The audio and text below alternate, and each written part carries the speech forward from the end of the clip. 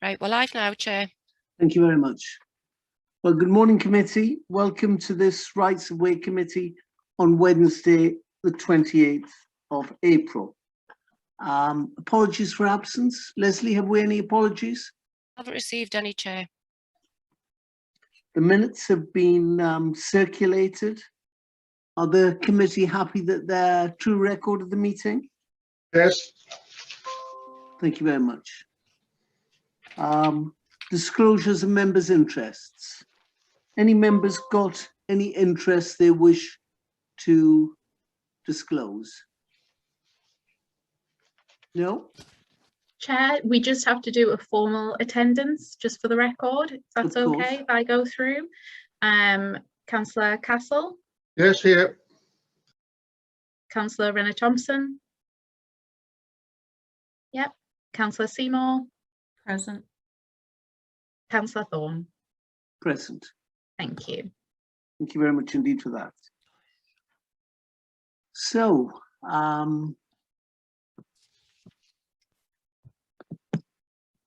we will continue now. Our first item on our agenda this morning is review of the definitive map statement of public rights of way, alleged public bridleways number 10 and number 18 in Alnwick Town. Would the officer like to present their case? Yes, thank you, Chairman. I'll present. Morning, David. You well? Yeah, I'm very well, thank you. Yes. Good to see you. Good to see you too. You're looking well. Nice. Good. Yes, this is the review of the definitive map and statement, public rights of way. The first report is alleged public bridleways numbers 10 and 18 in Alnwick Town. What I'll do, I'll just share the screen with you and just quickly run through the slides of the two routes that we have.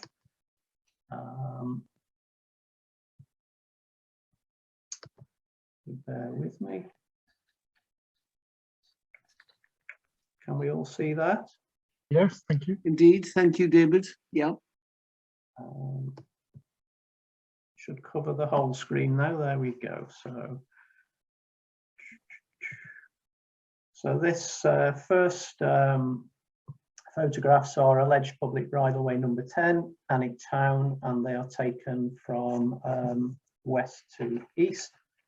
And the plan, if you wanted to look at it, is on page 18 of your reports.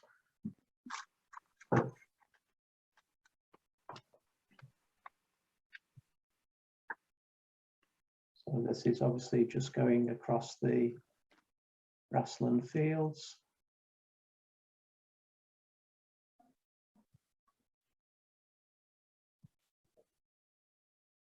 As you will see, there are a number of field edges and structures which are mentioned in the report.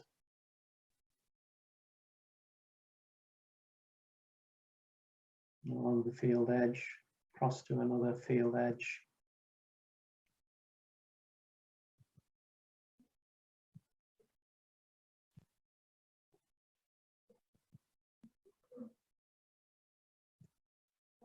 And then the second path is alleged bridleway, public bridleway number 18, and these slides are taken from south to north. That's a mistake. It was north to south. I don't know what I was thinking. All right, north to south. Okay. Okay, I got disorientated here. You had me disorientated for a moment. I know it backwards and how that's going to be right.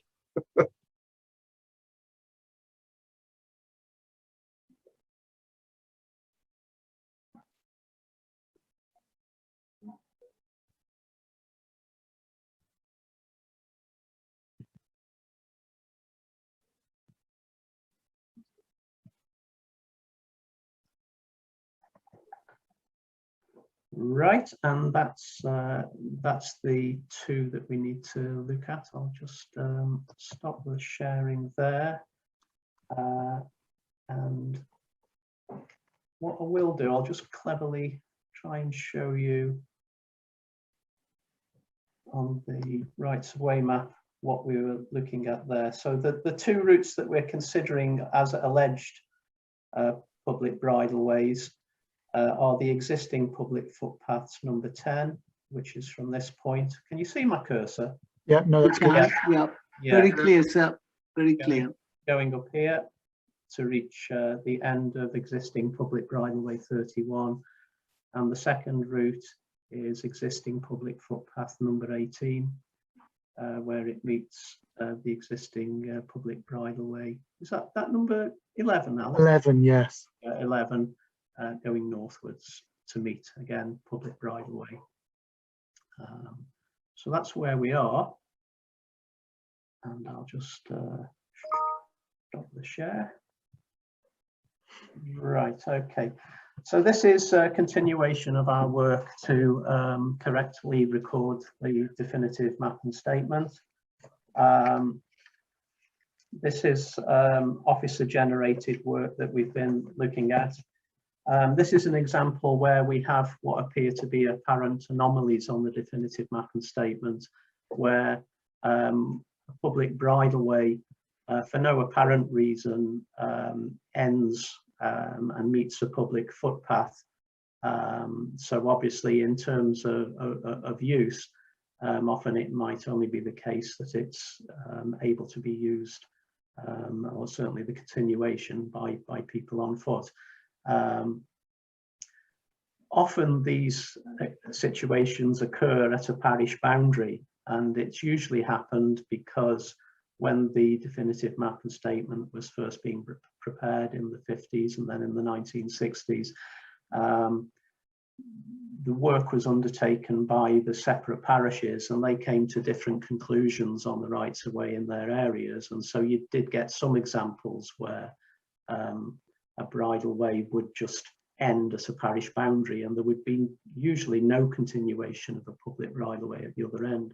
In this example, it's within the same parish, and for no apparent reason, a public bridleway, the two public bridleways appear to just meet a public footpath.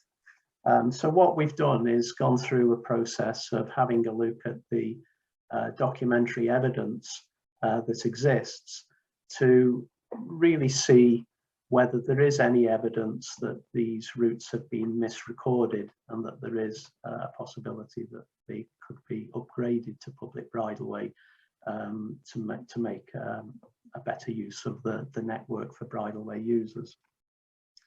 In terms of these two routes, a consultation has been carried out with the landowners. And you'll see on page 7 landowner evidence, particularly from Mr. Ions of Intake Farm, who is putting forward a suggestion of a new bridle path, and we'll come on to that later in terms of the recommendation. But really no great support for upgrading the existing public footpaths if we did find that there was evidence to do it. There's some consultation response from the British Horse Society that shows that obviously they would be keen to support any upgrade of this bridleway to improve the provision for horse riders.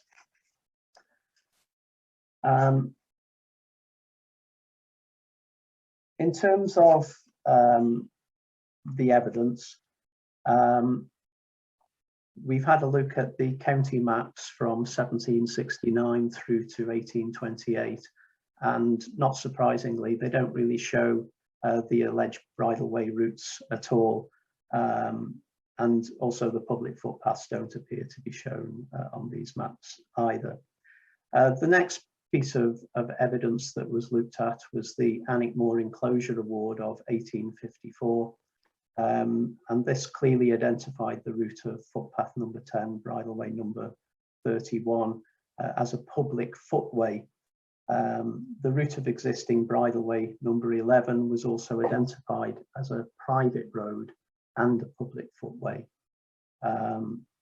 The route of alleged bridleway number 18, which is the existing footpath number 18, was not shown. If they had been shown in any way as being bridle paths or bridleways on the enclosure ward, this would have been strong evidence to support making an order, but there is no evidence there. Another piece of evidence was the 1881 North East Railway deposited plan. Again, on the accompanying schedule to the plan, it's simply identified as an occupation road, and there's no mention even of the public footpath rights that were recognised in the enclosure award, which was prepared just 27 years previously. So again, no evidence there of the status of these routes. The next evidence is obviously a look at the Ordnance Survey maps, but again, they only really, the first, second and third edition of the maps only really give you an idea of what existed on the ground, and not any sort of supporting evidence of legal status on their own. And there's no indication there in the book of reference to either of these alleged bridleways. Finally, the Schedule of Public Rights of Way, which was compiled by Alnwick Urban District Council under the Rights of Way Act in 1932, identified both of the alleged bridleway routes only as public footpaths. Now, obviously, while the sort of cul-de-sac situation is not ideal and is a little bit unhelpful, certainly to bridleway users, obviously we can only move to make a modification order if we're satisfied that evidence exists that we should do so. In this case, because the routes that we have looked at are already on the definitive map and statement as public footpaths, when we consider whether we should make a modification order to record these routes at the higher status, we would have to be mindful of the need to look at the routes on the balance of probability, which is the much higher level test. We can't do it just on the basis of any of the evidence being reasonably alleged, because we can only do that if there is no recorded right-of-way over the route that we're looking at. So because of that, and in light of the documentary evidence that we have available, the recommendation before you is that we do not move to make a modification order to record these alleged routes as public right-of-ways, and that we just leave the situation the same and that they remain recorded as public footpaths. However, in the light of the comment that we did get from the landowner, we will at some time in the future look to see whether there is an opportunity to actually create a public right-of-way, either on a different alignment as proposed by the landowner. So it might be the case that we could look at something that does improve the network in this area for horse riders through a combination of diversion or creation of a bridleway. So I think that's something for the future. So the recommendation, Chair, is that there is insufficient evidence to show that public bridleway rights exist over either of these two routes, and that we should not move to make a modification order to record the routes as public bridleways. Thank you, Chair. Thank you very much, David. As per normal, very comprehensive, case there, and obviously you've done a lot of work, both you and Alex. So thank you very much indeed for that. Gordon, as the local member. Thank you, Chairman. Yes, I know the route extremely well. Indeed, it used to be part of the Duke School cross-country course. So I know it all horribly well, but it's also a dead straight line to the former Alnwick to Cornhill railway line, where it joins it at quite a well-used point. and it's much used by pedestrians, but I've yet in my entire life to see a horse anywhere near it. And I can see why the landowner would not wish to turn it into a bridleway in certain parts, because the joins, the gateways, are just unsuitable. So it would require quite a lot of work to do that. I don't quite see the case. So knowing it as well as I do, I quite agree with the recommendation, and I propose that we actually accept that. Thank you. Catherine, any contributions from you?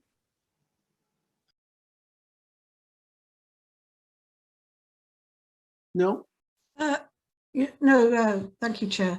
No, I'm happy with the recommendation and I'd be happy to second it.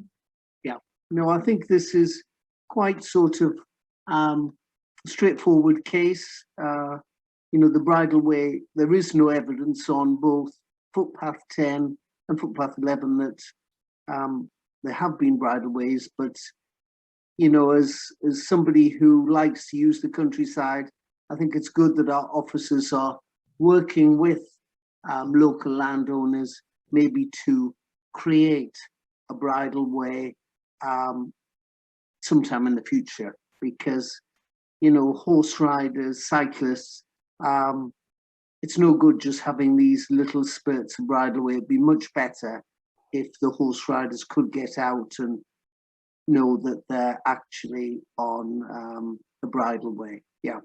So, you know, full marks. I think all three of us are in agreement that the evidence isn't there, and you know, I think we would support the officers in working with local landowners to come up with some sort of agreed route sometime in the future. So very well done to the officers, and I think we're all in agreement. Do we need to vote, committee? Yes, we still need to do a formal vote. If nobody has any questions or wants to debate, then we can move to the vote. Yeah, well, I think we're there. I think, you know, the case has been made. We all seem to be in agreement. Let's go forward with the vote, Joanne. Okay, Councillor Castle. Approve as written. 4. Councillor Renard Thompson, your camera's gone off.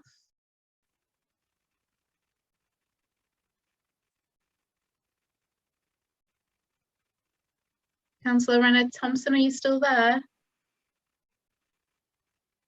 We'll go through everyone else and see if he comes back. Councillor Seymour? For. Councillor Thorne? In favour. Councillor Renard Thompson? Are you still with us? Support, yep. Oh, great. That's unanimous. Thank you very much indeed. We'll go on to our second item of business this morning. Again, it's another alleged bridleway number 30, again in Alnwick Town. David, over to you. Okay, yes, thank you, Chair. Yeah, alleged public right-of-way number 30. I'll just share the screen again and show you a few slides.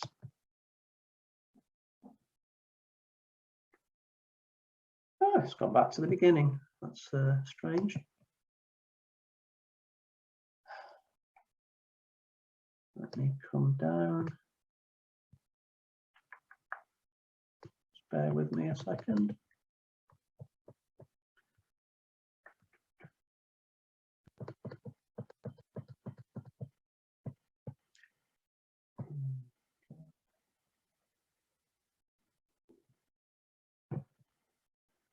Right, alleged bridleway number 30, Alnwick Town, and these are south to north, or are they north to south, Alex? Can you hear me? Yes, we can. South to north. So there we are at the start. Going over the enclosed field towards the stone wall, which is referred to, I think, by the Northumberland estates. That's looking north along the existing public bridleway 21, which the alleged bridleway would meet if we were to make an order. And then that is continuing north along the existing bridleway. stop the share. And if I just show you on the rights of way map. So it's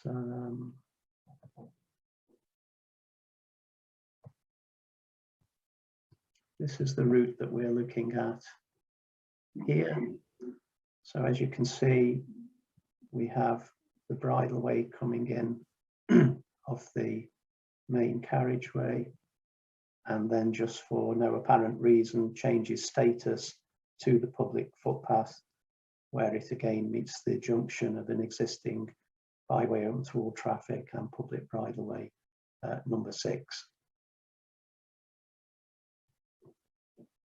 So again, the background to this is similar to the previous report in terms of why we're looking at it, and this anomaly of the situation that has arisen historically.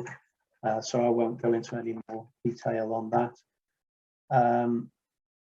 In terms of the route, the route of the alleged bridleway number 30, it was identified as a public footpath when the original definitive map of public rights of way was first published in 1962.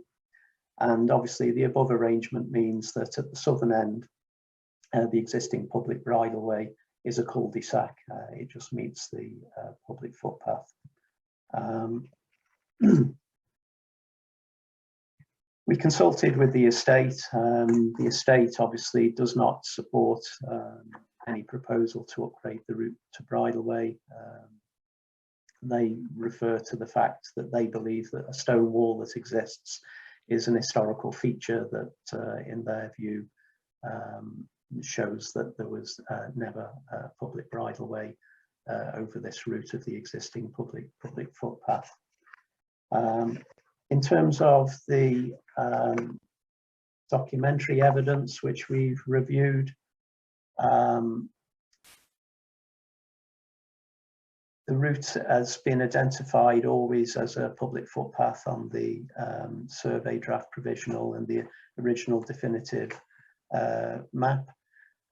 In terms of the ordnance survey evidence, the route is shown on the ordnance survey maps, but is depicted as an unenclosed footpath rather than a bridleway. So there's no evidence on any of the editions of ordnance survey maps that there was any annotation that would indicate that it was a bridleway.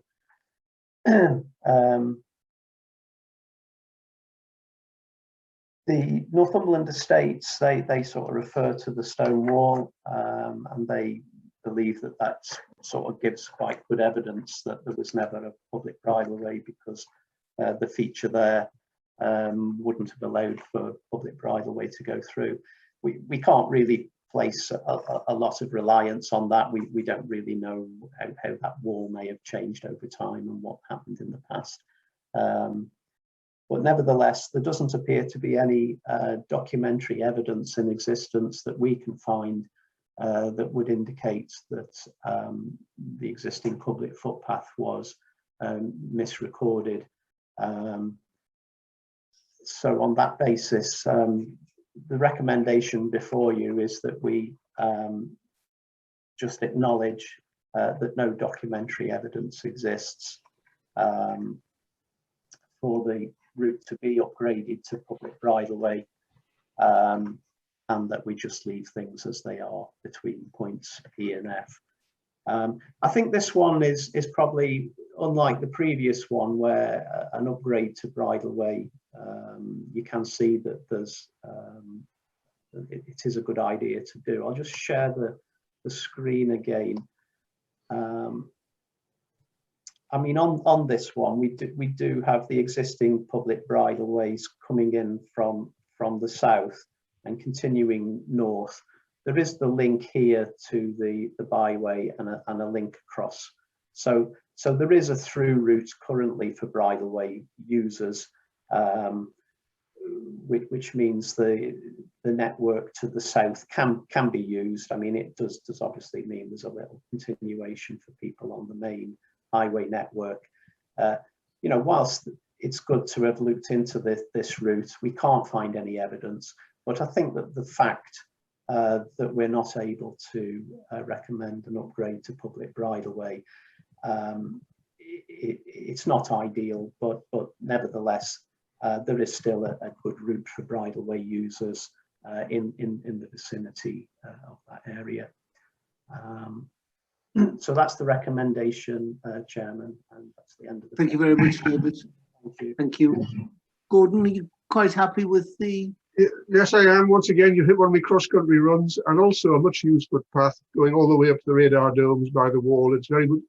In lockdown, it's been very much used, and it's now a favourite town walk. I've yet to see a horse anywhere near it. I would like to take an animal down some of those dips by the park wall, extremely difficult. But nevertheless, I see the link. I know exactly where you mean. It's basically a field, quite a steep field, in between the existing bridleway and the entrance to Hulme Park, along what's called Ratton Row, the scene of the battle in 1174, I think. So it's quite a well-known site, but horses do have another option, as you rightly say, a perfectly acceptable option, probably a safer one, to be honest. So I'm perfectly happy with that recommendation. Thank you. Yeah. In fact, I propose it, if you wish me to say that. Thank you very much indeed. Any other contributions from the other members? Would someone like to support Gordon's recommendation? Well, I'm happy to support it from the chair. You know, I am. I can see the desire from our rights of way people to extend this bridleway, but in this particular instance, the landowner isn't as amenable as the previous ones, and you know the evidence doesn't exist, so it just stays as it is. So I'm happy to support you, Gordon. I am. Thank you. Any other comments from the other members? No, well, we'll go to the vote. Joanne, could we ask you to record the votes, please? Yeah, can I just double check, because Councillor Renner Thompson's camera has been off, that he did hear the full presentation so that he's in a position to vote. Okay.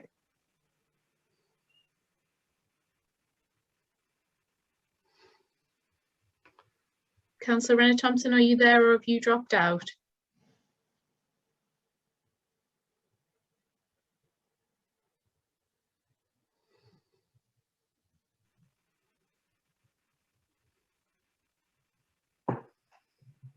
Councillor Renner Thompson? Chair, maybe that we've lost him on this one. Do you want to wait a moment or proceed? You'll have to get better broadband up at Bamborough, won't he? Certainly will. I think we'll proceed if you don't mind, Joanne, because Okay. I think it is quite a clear-cut case. If it was a knife-edge decision and people on both sides, it would have been different. He's but- gone now as well, so it might be that we've lost him completely now. So we'll Fine. just proceed. Councillor Castle, Yes, 4. Councillor Seymour, Or Councillor Thorne. 4. That's unanimous. Thank you very much. So that's, again, we've approved the officer's recommendation. This is probably our last meeting before the election. You know, I'd just like to thank our officers, as always, for the hard work you do. It's always well researched, it's well photographed. We're always really in the picture. So David and Alex, thank you very much indeed for all your hard work on this. And I'm sure the rest of the committee's behind me. Yeah, absolutely. Excellent work. I always keep these documents. They're extremely helpful, especially this one. Thank you. Yeah. No, thank you too from me, and thanks for making it so interesting. yes, Well, it is. It's a very glad you interesting. enjoyed it. We get to travel around Northumberland just from our chair here. So, you know, we are very grateful to some of the nicest bits as well. There's no urgent business this morning, ladies and gentlemen. So thank you for your attendance. Thank you for your contributions. And hopefully we might see you again on the other side of the election. Thank you very much indeed. Thank you. Thank you. Thank Bye, you. everybody. Thank you.